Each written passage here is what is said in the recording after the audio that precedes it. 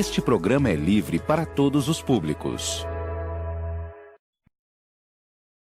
Existe um capítulo na história do Brasil que foi totalmente ignorado pela historiografia brasileira.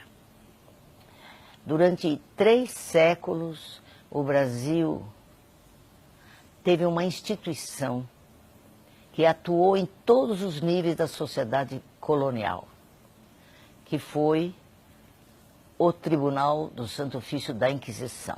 No Brasil não teve tribunal. O tribunal existia em Portugal, em Lisboa, no Porto e em Coimbra. Mas ele mandava buscar os suspeitos de heresia aqui no Brasil e em todas as colônias dele. Então, essa história do Brasil ficou ignorada. O arquivo da Inquisição era secreto e até a década de 60 ele foi praticamente desconhecido. Alguns historiadores famosos, como Alexandre Herculano e Antônio Baião, pouquíssimos, escreveram alguma coisa sobre o tribunal, mas ninguém se aprofundou para conhecer realmente o que foi que aconteceu no Brasil durante esses 3 séculos em que o Tribunal da Inquisição atuou aqui na colônia. Ela atuava através de seus agentes, ela mandava seus agentes para o Brasil e para todas as suas colônias, e esses agentes então prendiam os brasileiros suspeitos de heresia, levava os acorrentados para Portugal, onde eles eram julgados. O julgamento do tribunal foi uma coisa bastante cruel. Eles podiam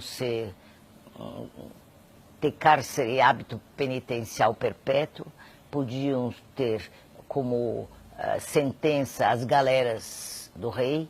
As galeras era praticamente uma pena de morte também, e eles também podiam ser exilados, enviados para fora de Portugal, para alguma ilha deserta, e podiam também ser condenados a morrer na fogueira.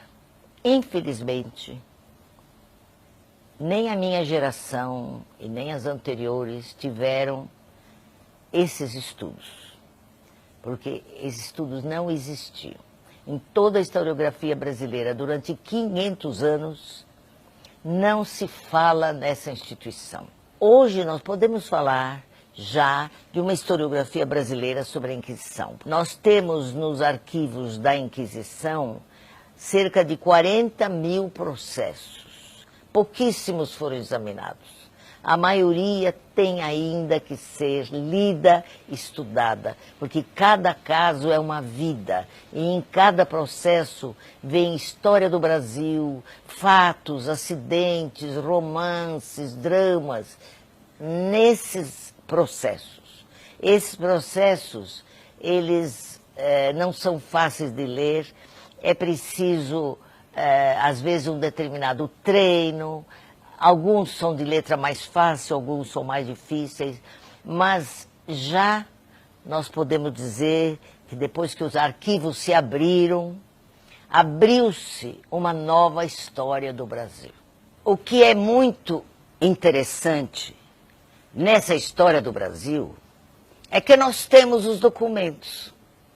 Nós temos documentos. Tudo aquilo que nós estamos falando, nós temos documento porque os arquivos da Inquisição eram muito minuciosos. Durante 3 séculos, eles vigoraram os inquisidores com toda a equipe das Inquisições. E durante 3 séculos, eles escreviam. Nós não tínhamos muitas distrações no século XVII, século XVIII. De modo que aqueles funcionários da Inquisição, notários, escreviam em grande quantidade. Basta dizer que cada processo pode ter de 300, 500, 800, 1.000 e 1.200 páginas. Um processo, uma vida. Então, o que é importante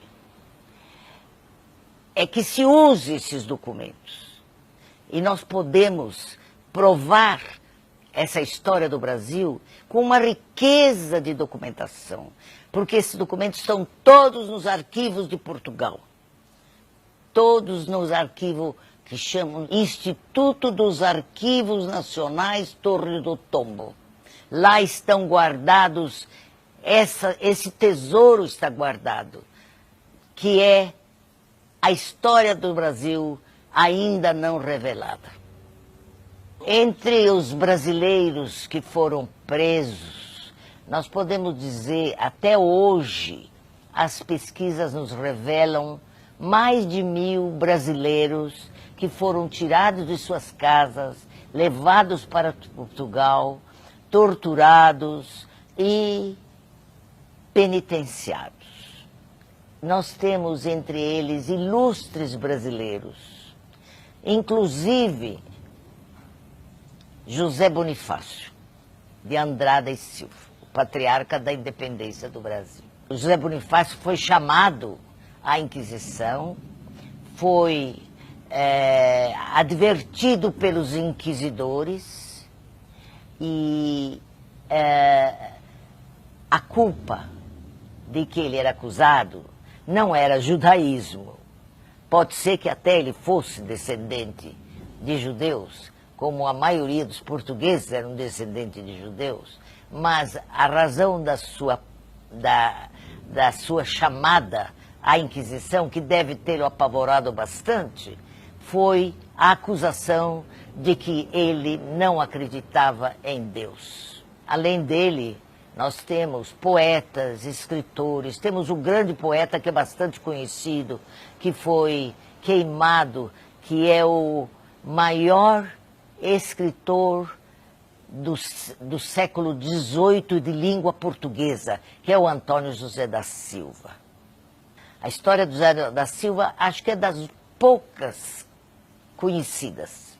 Escreveu-se já bastante sobre Antônio da Silva e a vida trágica dele é realmente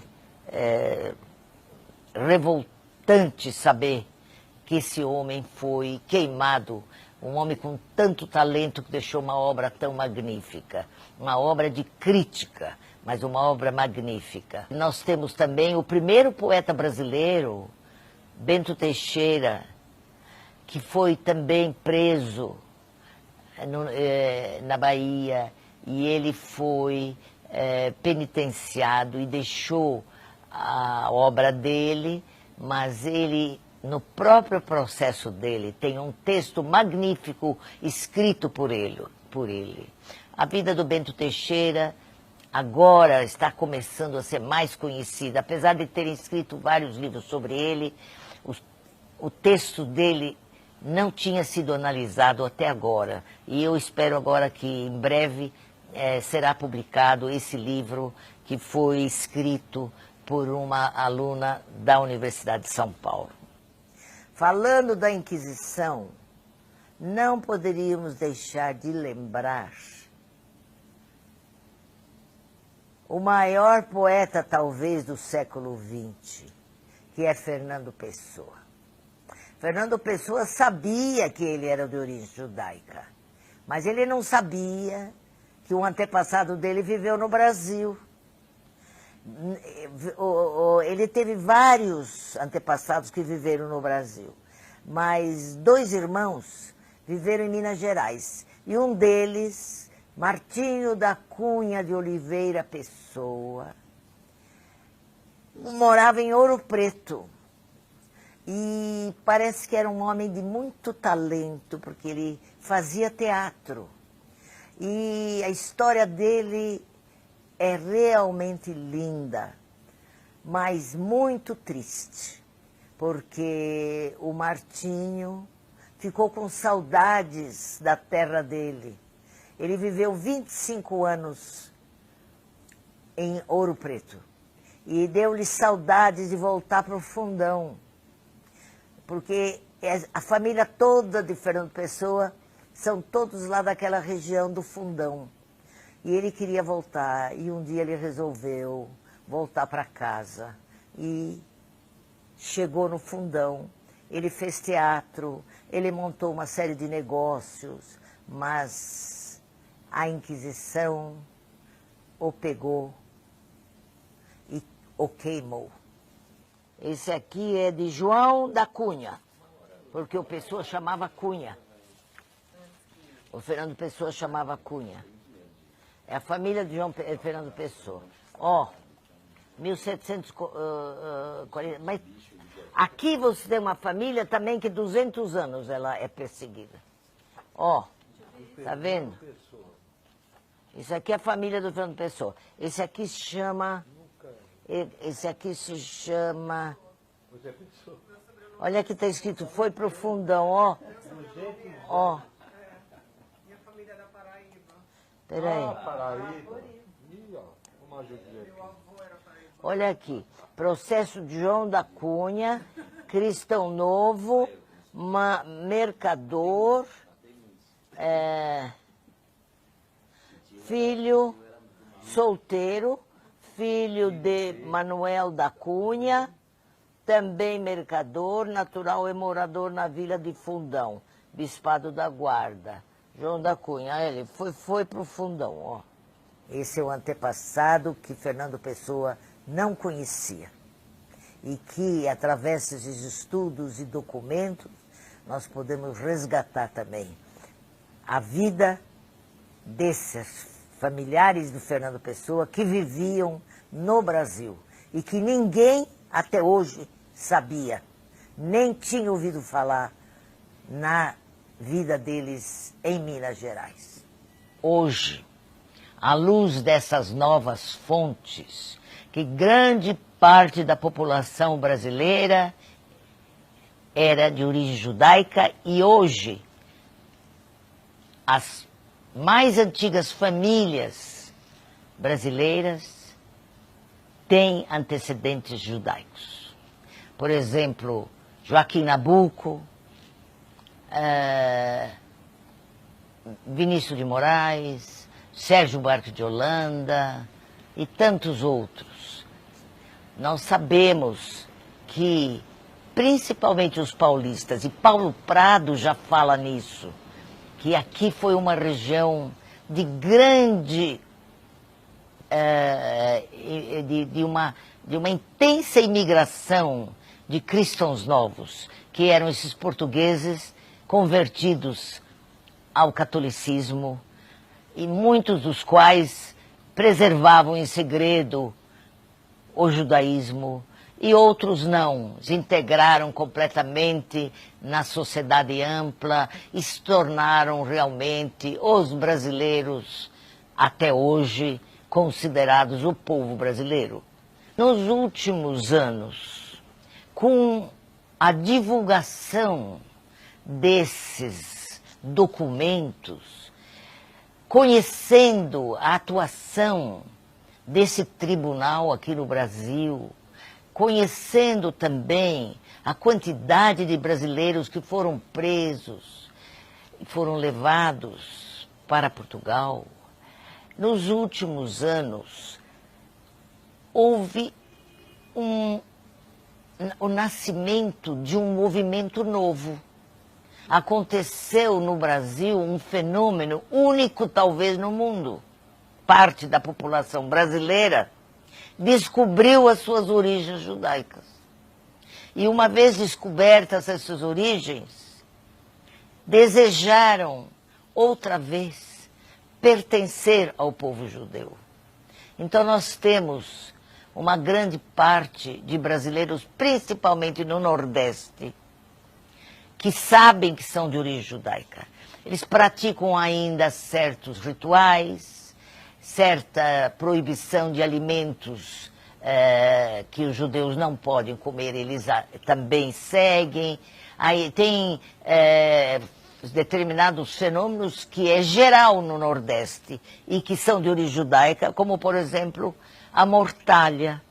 Quando um homem, uma mulher falece, morrem, os judeus costumam usar uma roupa especial que os brasileiros do Nordeste chamam de mortalha, E esse é um costume judaico, é um costume específico de envolver a pessoa morta nessa roupa que é feita especialmente para isso. Isso é usado em geral no Nordeste. Além disso, nós temos outros fenômenos também alimentares. O picadinho de carne brasileiro é de origem judaica também, porque está escrito nos livros da Inquisição. Quando você passar numa casa e ouvir o cheiro de cebola frita e picadinho de carne, você já sabe que é a casa de um judeu. E assim tem outras lendas, histórias que ficaram completamente esquecidas, porque os arquivos, como eu falei, eram secretos e ninguém tinha acesso a eles. Infelizmente, hoje, nós podemos resgatar a história do Brasil. Nós podemos escrever a história do Brasil, todos aqueles capítulos que não eram conhecidos, e enriquecer a história do Brasil e torná-la conhecida por todos os brasileiros.